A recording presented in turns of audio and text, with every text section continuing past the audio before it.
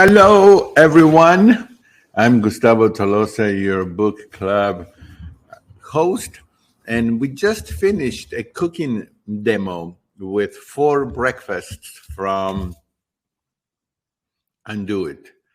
There are 4 breakfasts listed here on page 250 through 257, I think, and I made all 4 so that you can see how they come to life. And one thing is to see them on a page, another thing is to actually see them being made. And then I try them and I give you my honest opinion. So sometimes when I try recipes like these, I'm a little bit nervous because I would not like to say that I that I don't like the food, but I mean, I like to be honest. So I did like them. In one of them, I think I used a very powerful chili powder, and it was so extremely spicy and hot that I ended up not being able to eat it. But then I combined it with mashed potatoes, and it was fine. But other than that, they are delicious and they're very easy to make. And you can make. I always like to tell people to make double the recipe, triple the recipe. You want, after you go through all the trouble of making the recipe, even if it's an easy one, make enough for leftovers for the evening, for the next day, for breakfast, for whatever. Okay, so maybe the muffins you might not want to eat. You can actually make exactly 12 with this recipe, but if you want to freeze more, or take to a party or something, double the recipe as well. So we are in chapter 4 now in this book, and this is a live webinar as well. And thank you everybody for being here. One of you says, "I love the intro to this chapter. When diet is wrong, medicine is of no use. When diet is correct, medicine is of no need." Yes, that's a wonderful phrase right there. So this chapter is about, how you have a circle here, and the circle says eat well, move more, love more, stress less. Those are the 4 things here. So we're now in this chapter 4 focusing on the food. And that's why it's called Eat Well. This is my personal opinion. Okay. So sometimes now I try not to inject my personal opinion very often because it doesn't apply to everyone. But in my personal opinion, the food is the number one priority, because I can exercise more, but I'm not going to lose weight just exercising unless I exercise tremendous amounts of hours a day. I can love all I want. I know very lovely and loving people who are obese and overweight. And, I also know people who don't stress about life and they are also sick and they are obese. So I think I kind of line up with Dr. McDougall on this. It's the food. It's the food. I love this book because it puts the other three elements in the balance, and I agree with all of them. And I am focusing and being more aware on the other 3 elements. I just think that the food is what makes what can revert a disease, what makes us lose weight if that's what we're looking for, and make us feel better. So, what should you eat? It says. Well, Dr. Ornish says few other areas or fields have so much controversy as nutrition.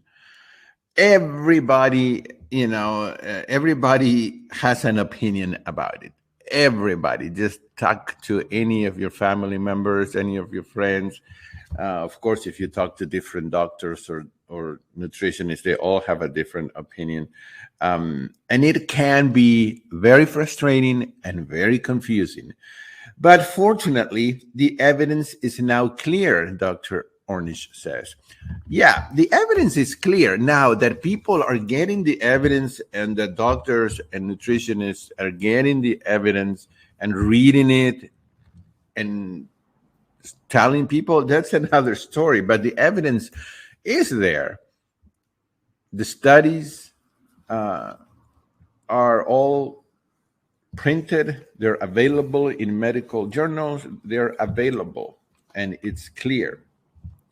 So on page 61 of the book, it says a consensus is emerging that a whole food, plant-based diet is the healthiest way of eating. It is low in bad carbs and bad fats. It's high in good carbs and with enough good fats. The right amount of plant-based protein and very low in animal protein, if any. Of course, we say no animal protein. Whole foods, also called real foods, means to eat foods as close to their natural form as possible, avoiding processed foods. Of course, someone might say, well, the minute I cut up a potato and boiled it, it's processed. Yes, I can still recognize the potato, though. So what he's talking about is a bag of chips. Okay, that's ultra super processed. So let's eating food in as much as we can and or in its original state. In the spirit of keeping it simple, here is the way of eating that we have proven can reverse the progression of so many different chronic illnesses. So he has a bullet list here, and he says consume mostly plants. What you include in your diet is as important as what you exclude. Eliminate animal protein and replace it with plant-based protein. Avoid sugar, white flour, white rice, and other bad carbs. Consume 3 grams per day of good fats, omega-3 fatty acids. Reduce intake of total fat and especially bad fats such as trans fats, saturated fats, and partially hydrogenated fats. And then organics is optimal. Food tastes much better and they're much lower in pesticide residue. The thing is to not major in minor things, like Chef AJ says. You don't want to tell somebody that they're just starting to try to follow a plant-based diet that they need to eat all organic. You can say, well, that's the ideal, but it is much better if you eat sweet potatoes and rice, even if they're not organic, instead of a double cheeseburger. Okay, so the difference, it's obvious right there. If that's all they can afford now, is that 10-pound bag at one of those super, I'm not going to say the name of any stores, supermarkets, and it's not organic, well, so be it. It's still plant-based and it's still going to make a difference. At the beginning, I didn't know about organic. I didn't buy any organics, at least not on purpose, and I did great. And then I started learning more, and you start adding more things. So that's it, he says. That's it. To undo most chronic diseases, just eat real foods, just plants, not too much sugar or fat. On page 62, he says the best results come from avoiding all animal products. In our earlier studies, we included egg whites and 1 cup per day of either non-fat yogurt or milk, but you don't need these for good nutrition. And there is increasing evidence that it may be better to avoid dairy and eggs. So then from now on, he touches on some myths that are very popular in today's culture. The first myth, which is on page 63, says it's hard to get enough protein on a plant-based diet. Of course, that is not true. Of course, it's not true. You get more, more than enough protein on a plant-based diet. That is a myth, and that's all it is. And it's based on outdated information and wrong information. This is the most common misconception, Dr. Ornish says, about plant-based diets. Here's the good news. You can easily get all the protein you need on a plant-based diet. In fact, it's hard not to. If you're eating an adequate number of calories from a variety of whole foods, it's very difficult not to get enough protein. I've heard this over and over and over from doctors like McDougall and from many other doctors. If you're eating enough calories, and of course, calories vary depending on whether you're male or female, etc. We will see later on that. But if you're eating enough calories, which most Americans and in most parts of the world, people have no trouble of getting in enough calories, then you have enough protein. And if you're eating a variety of foods, of whole foods, I mean, I don't know, maybe if all you're eating is potato chips, maybe you're getting enough calories and probably not enough protein. But otherwise, if you follow the program here, whole food, plant-based, you will get enough protein. Most Americans get way too much protein. And as we have seen in previous book clubs, too much protein is very damaging to our kidneys and to many internal organs because they must get rid of the protein. It's not like carbohydrates or fats that can be stored. Protein, whatever the body uses, it uses, and the rest, it is a burden on internal organs. So it has to get rid of it. Too much protein leads to increased risks of heart disease, cancer, kidney function disorders, osteoporosis, liver disease, and other chronic conditions. It also reduces autophagy, keeping your bodies from cleaning house. Yeah, of course, the body cannot clean house and get the toxins out because it's being busy getting rid of the excess protein. Now, here's the big question. Maybe you should just memorize this because people ask about this, and I think it's a great number to memorize. So on page 63, Dr. Ornish says, how much protein do you need? If you ask anybody, just stop people in the street, ask them, how much protein do we need? Most people will say, well, as much as possible, because, we have all been bombarded by the media that we need to get, protein. So how much? For most people, it's only 0.36 grams of protein per pound or 0.8 grams of protein per kilogram of body weight per day. So to put this in perspective, if you are 150 pounds, if you weigh that, that's about 54 grams of protein per day. 54 grams, okay? That's how you calculate how much protein you need per day. You have to multiply your how many pounds you weigh times 0.36.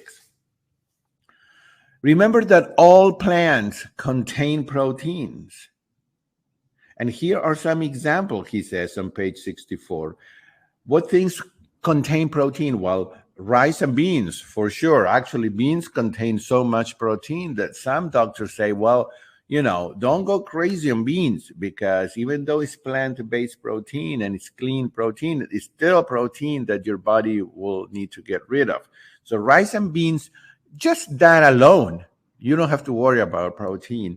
Tacos with beans, tofu with rice, barley and lentils have a lot of protein.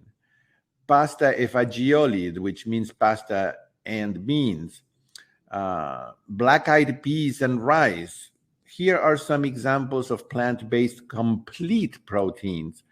For example, because there's also the issue of some plant proteins are not complete, so it's of no good, etc. Well, we do have plant food that contains complete protein. What are they? Quinoa. 1 cup of quinoa that is cooked has 8 grams of protein. Soy, tofu, soybean, soy milk, buckwheat. The list goes on.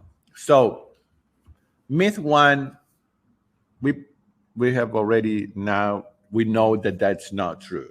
Myth 2, a low carb, high protein diet is good for you.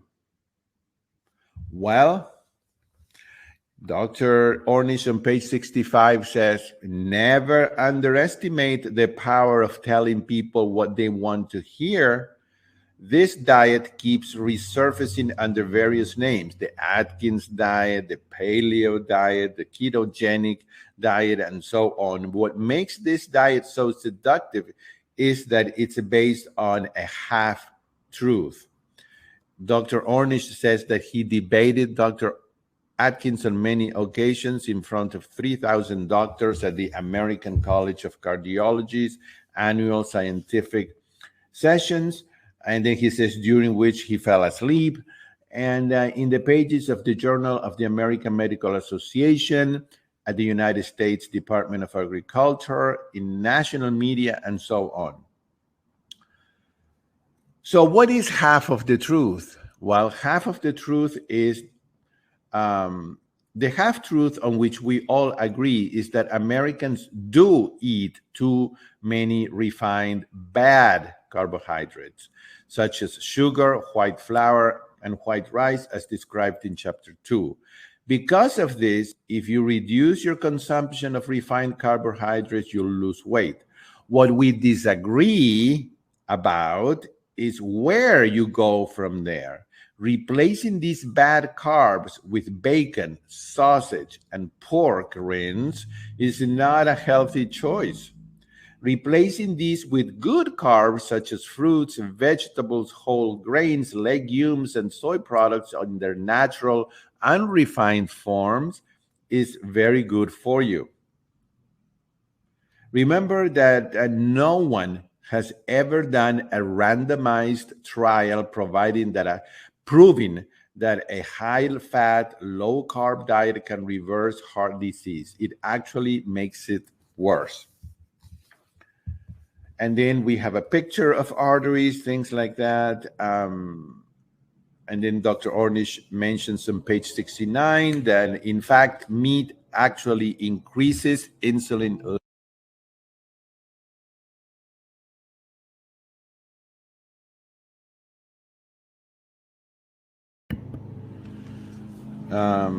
Both by raising insulin secretion and by causing insulin resistance, so that's fat. Okay, very good.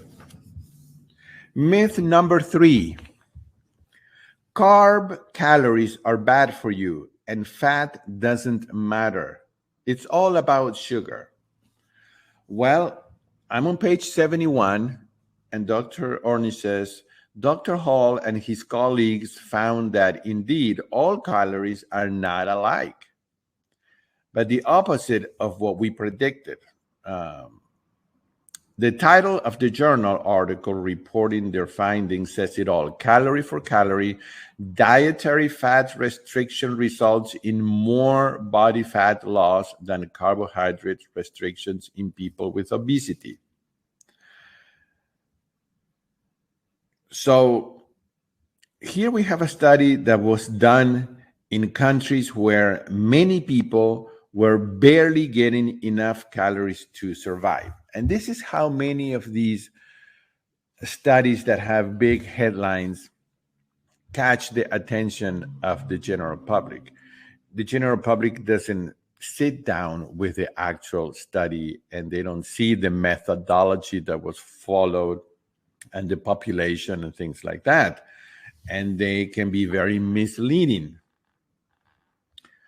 On page 72, he says there is also a lot of misinformation about saturated fat. For example, an article published in the British Medical Journal made headlines when it concluded in its abstract, in the summary, saturated fats are not associated with increased all-cause mortality, mortality from cardiovascular disease, or prevalence of coronary heart disease. And then he goes on to explain why that is misleading. On page 73, he says that the USDA keeps track of the entire US food supply, what people are actually consuming, now that they say they're, not what they say that they're eating, but what they're actually eating. It turns out that in every decade since 1950, people have been eating more fat, sugar, meat, and calories, an average of 67% more fat, 37% more sugar, 57 pounds more meat, and 800 more calories per person. Not surprisingly, we're fatter, not because we're eating too little fat, but because we're consuming too much of everything. What happens in your arteries on different levels of fat? What happens in your arteries on different levels of fat in your diet? An important study that used very precise quantitative coronary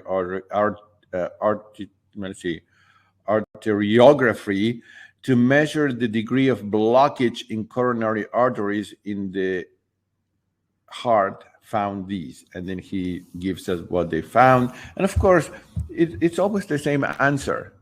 Too much saturated fat makes coronary artery disease worse.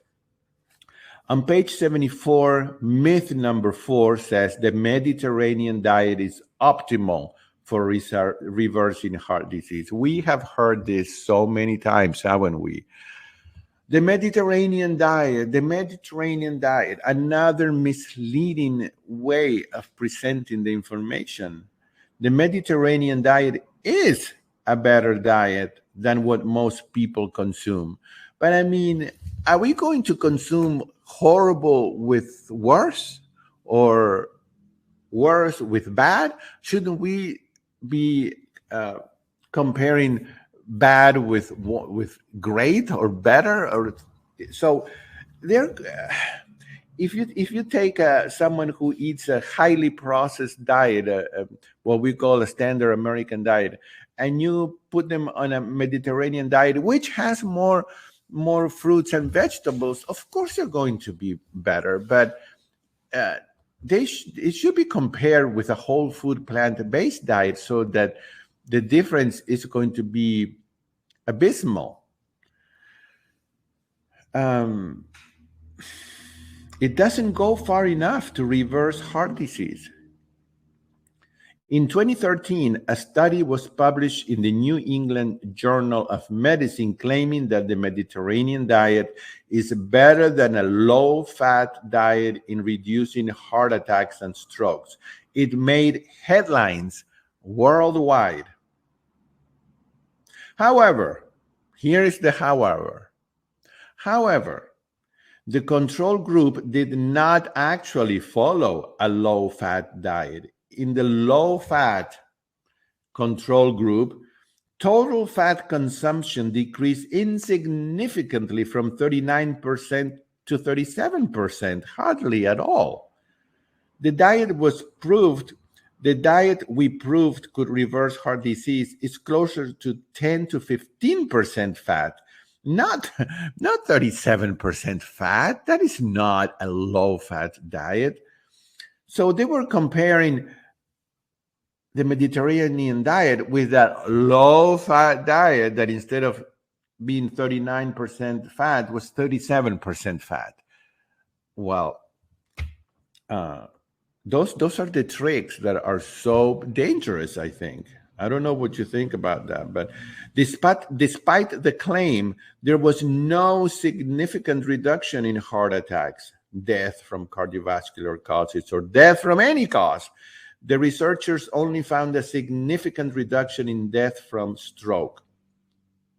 So at the bottom of page 74, Dr. Ornish says, to repeat, a Mediterranean diet is better than what most people are consuming, but it doesn't go far enough to reverse heart disease. Even better is a whole foods, plant-based diet, low in fat, especially saturated trans fats, low in refined carbohydrates, and with sufficient omega-3 fatty acids.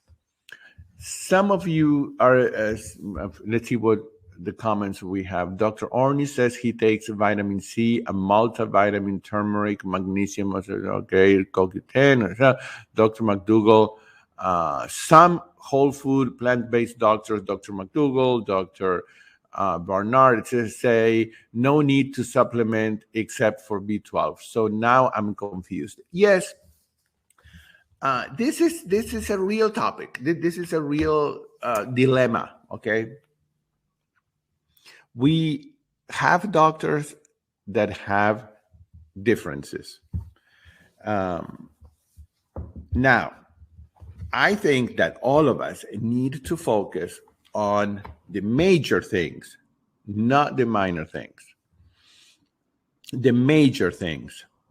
The major things are to eat a whole foods, plant-based diet and eliminate all oils, eliminate all animal products. That is what we need to focus on, and they all agree on that. So there are then some differences that I consider minor, because I don't think that that not taking vitamin C is going to give me heart disease, or if I don't take my turmeric, I will end up with cancer. No, those horrible illnesses that claim so many lives today are due because of the major things. So we come to a point now where we have to know what different doctors say, and what they recommend and what they do, and then we have to choose. There is a choice. You're not going to have all. I don't know how many whole food plant-based doctors exist nowadays. I mean, a few years ago, you could count them with your 10 fingers. Now there may be 1,000 or more. Let me tell you that they are not going to agree. They're not going to have a meeting and agree on everything. It's just not going to happen. So will it hurt to take vitamin C? I don't think so, according to what I've heard Dr. McDougall say. Other vitamins, because they're isolated from the original form and they don't come with all the other vitamins and all the other minerals and micronutrients, they will flood your cells and they will create some imbalances. That's all that I can say, that I've heard doctors say. And that is why I only take vitamin B12. And from time to time, when I remember, I take vitamin C. because I know that it's not harmful, even if I have take a lot. But I don't, because I think that I think that some of the doctors that say that to take multivitamins, it's because they're afraid that maybe people are not following a 100% whole food plant-based diet, and that they're not eating a variety of vegetables and fruits and grains and beans. And so it's a way to protect themselves. Maybe this is what I think. um I don't know if my answer made any sense. Don't let it bother you. Don't let it get you. Don't get confused. It's they're just differences, and there are differences in every other area. I mean, you call an architect and to do a project in your house, and then you call another one, and they will say, "What? What did they say? That's crazy." I mean, or mm, you go to a lawyer, and the lawyer gives you advice, and then you go to another one, and the other one says, no, what they told you is that's wrong. This is how we need to do it. There are differences. We just need to know what now if like Dr. Ornish would say, well, it's okay to have a cup of milk every day. Well, then I would probably not be featuring the book. And so to me, that's a major difference. So, Vasi, but the other supplements might be needed. I take large amounts of vitamin C and vitamin D and J because Montana has very little vitamin D. Okay, there are major concerns on taking vitamin D, and Dr. McDougall explains it very well in videos that we've done together and in newsletters.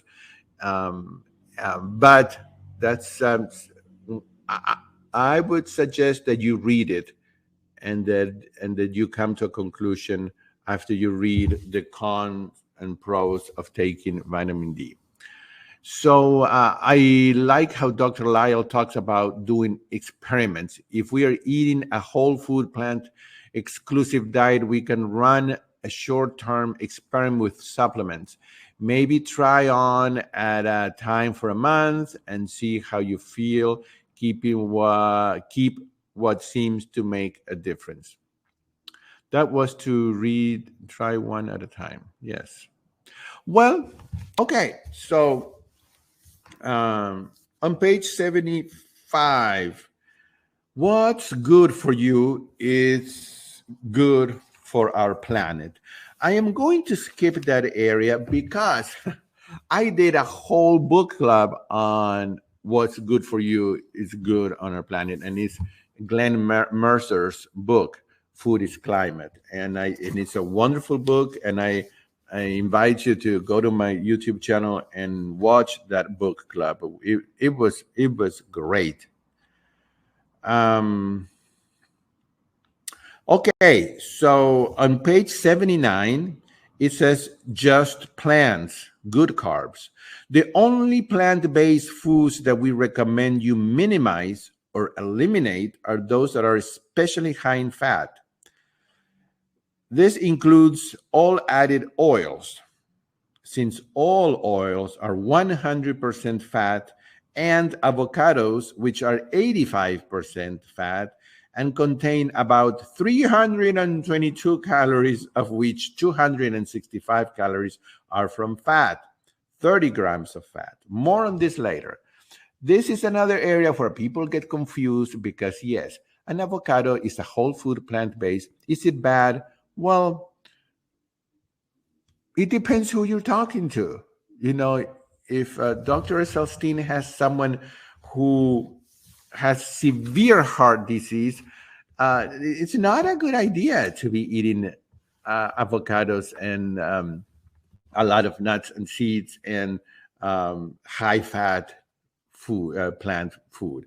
So it depends. I would just, this is where we have to go one by one. So, but he's saying here, limit or eliminate these foods that are high in fat.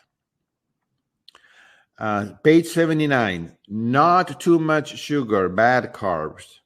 Okay, so In a good carb, the fiber and bran fill you up before you get too many calories. This is so easy, but so important to understand. We need to have fiber and bran intact.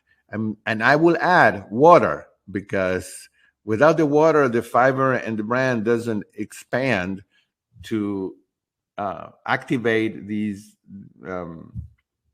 what do you call it, sensors in our stomach that tell our brain that we're full.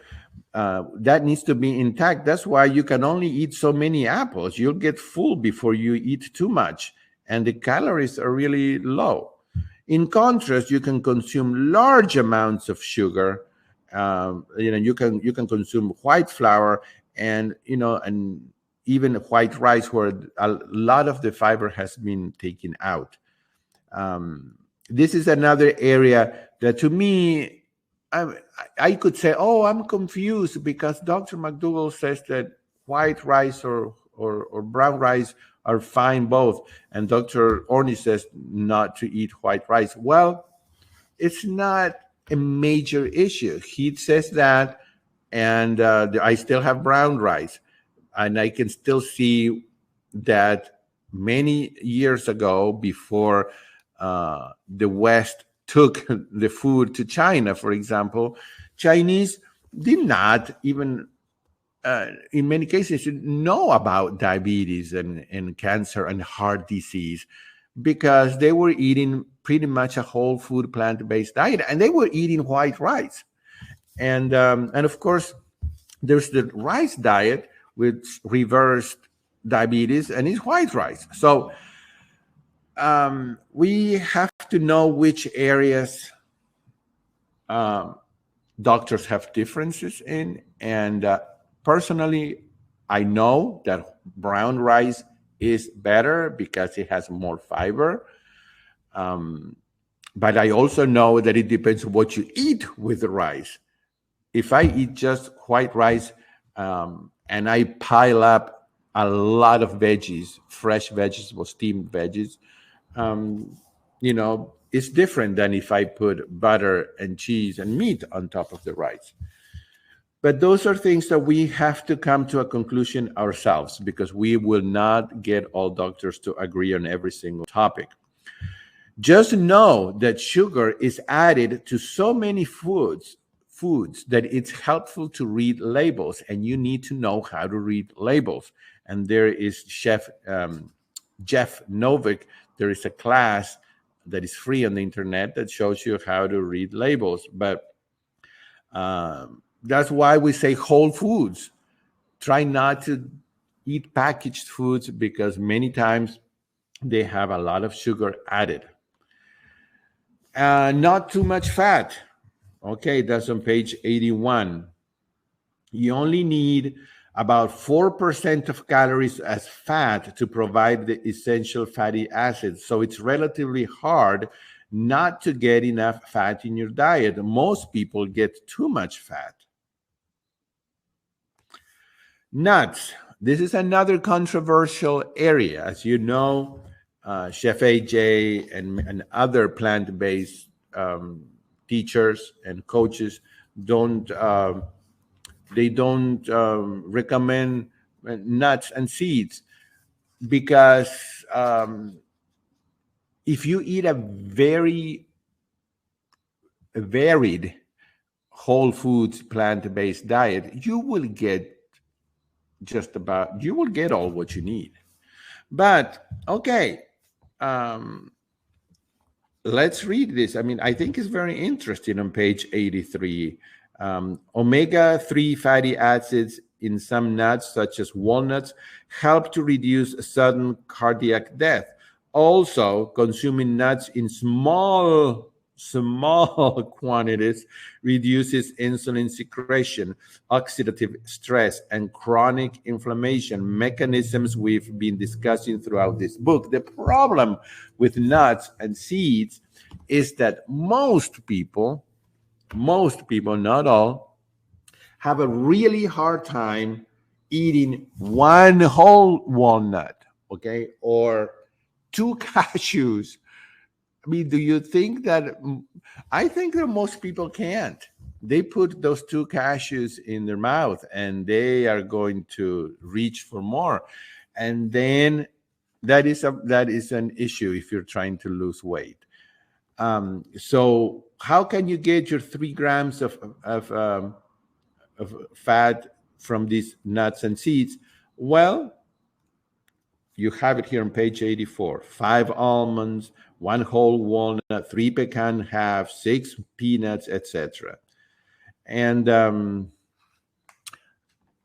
fortunately, I don't have this problem because I don't really care for nuts and seeds. So I don't have them at home, and I don't believe that my health will suffer if I don't have any nuts and seeds, because I eat a very widely varied diet, and I know that I'm getting those 3 grams of fat from other sources. So on page 84, just a spoonful of sugar in general. Consensus for sugar intake is to limit added sugars to no more than 25 grams per day. That is equivalent to 6 teaspoons. Well, personally, I think it's too much. And as noted earlier, added sugars are sugars in syrups that are added to foods or beverages, etc. Added sugars are called by many different names. An easy way to recognize sugar on a label is by recognizing the OSE suffix, like sucrose, fructose, etc. However, there are many other names for sugar that don't include O's, like brown sugar, corn sweetener, corn syrup, and other syrups, honey, molasses, raw sugar, agave, turbinado, etc., barley malt. To give a perspective of how much sugar this is, 1 teaspoon of sugar equals 4 grams.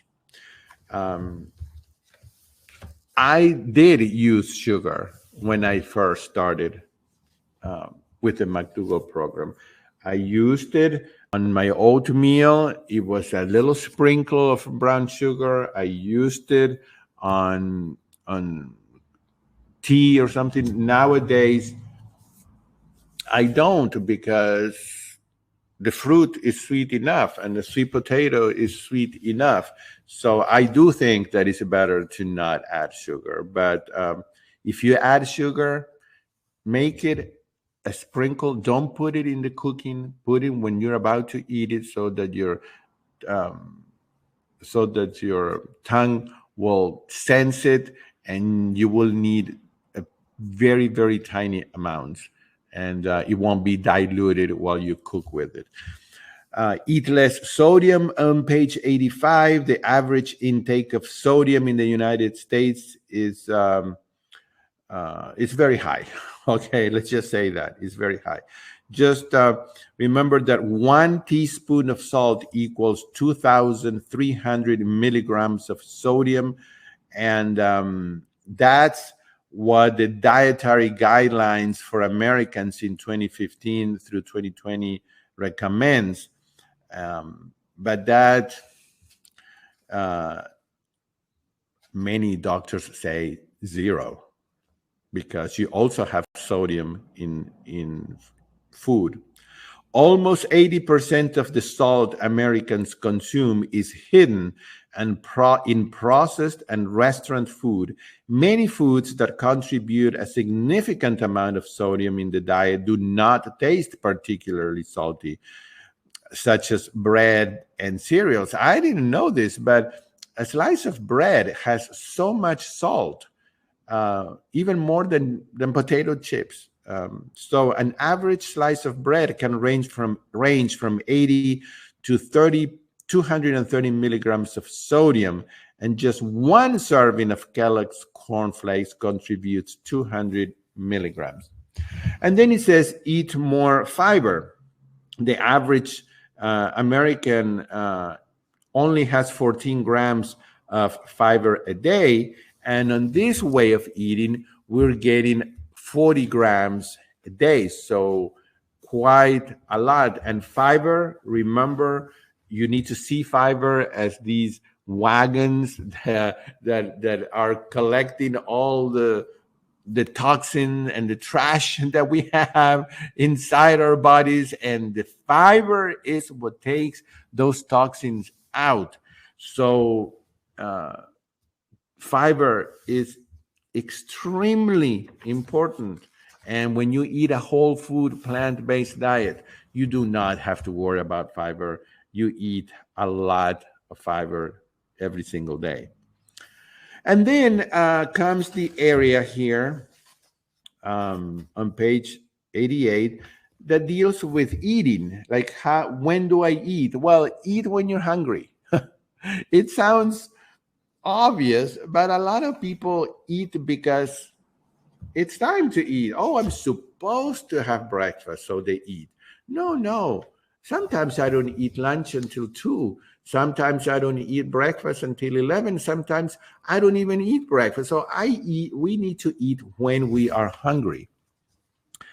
The more aware you become of how you're feeding, the more readily you can distinguish between your physical hunger cues and your emotional triggers and begin to repattern your responses. Then on page 90, it says, where do I eat? Well, it is important. It is important that you are present in the present, that you look at your food, that you smell the food, that you savor every bite and the texture, and that you're not eating in front of the TV, that you don't know what you're even eating, and you all of a sudden your plate is empty and you didn't even register that you ate. So it is important, where do we eat? Eating out, keep it simple. There is 1, 2, 3, 4, 5 pages about eating out here. I'm just going to tell you, number 1, try to not eat out. I have learned so much about this topic throughout the years. Eating out is a pain because the world is not made for us yet. Yes, every now and then there is a whole food plant-based restaurant, but restaurants are not yet made for us who eat this way. So try not to eat out. And if you do, try to eat a little bit before. Don't go completely starving to the restaurant. And if possible, look at the menu ahead of time and see what you can put together, and ask for things like a baked potato with steamed vegetables. Just keep it simple. Plan ahead. And how do I eat? On page 96. Well, digestion starts in your mouth, so chewing is essential. So basically, he's saying in this part, well, I think that this is Anne who's actually writing. Make sure that you chew your food enough. That's how you eat. And slow it down. And I'm going to do that this week. I'm going to be more aware of that, because many times I just eat because I have to do something else. And I'm going to be more present from now on when I eat. As you slowly begin to chew, try to chew until you no longer can, until only liquid flavors are left. Then swallow. Continue to slowly feed yourself small bites, savoring each one anew, noticing the confluence of sweet, sour, bitter, salty, and savory taste on your plate. Simply slowing down to savor the entire process can heighten your senses and more deeply nourish your whole being. And that's about it in this chapter. So I hope that you have learned from it. This is quite a long chapter, so we could not cover all of it, but I try to highlight as much as possible. So thank you, guys. I'll see you next week. And let's go to chapter 5 for next week. All right. Okay. Bye bye.